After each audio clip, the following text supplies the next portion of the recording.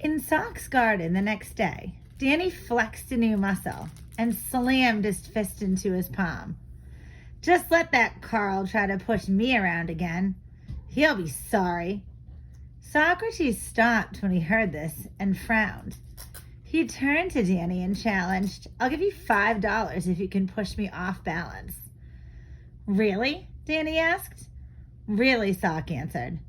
"Okay then," Danny yelled. "You asked for it." He lunged at Socrates.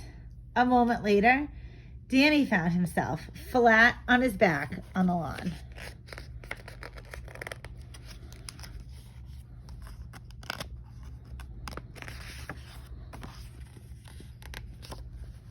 "How did you do that?" he asked. Socrates looked at him a long time before answering. "You'll understand when you can do it yourself."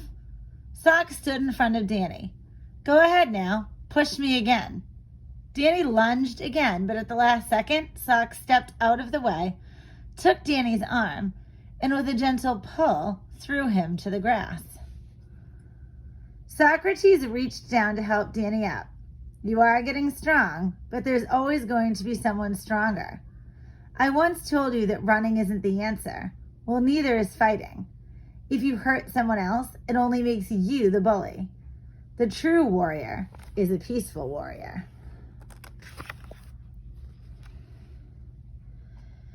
"But what if someone attacks me first?" "No one has a right to hurt you, Danny. You have a right to defend yourself." "But how can I defend myself without hurting someone else?" asked Danny. Socrates pointed to a small tree bending in the wind. "The tree knows the warrior's secret," he said. "If it resists, it may break, so it bends with the force. Never resist someone's force, Danny. Use it. If they pull, you push. If they push, you pull. And remember, if a railroad train is coming your way, get off the tracks. Deal with whatever happens this way, and your life will be easier."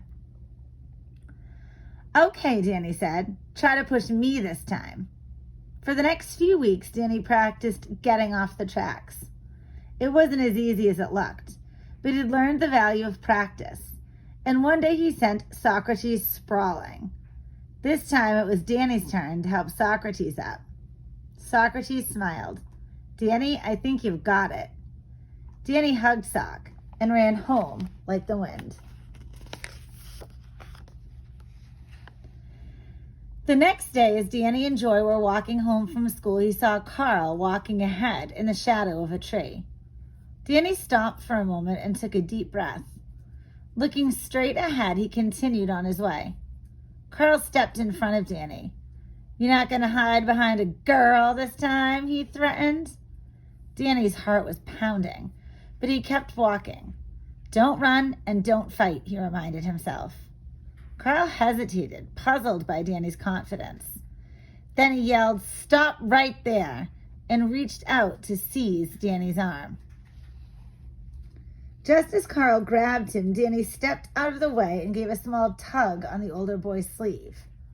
Off balance, Carl stumbled forward and fell. Furious, he jumped up and lunged again.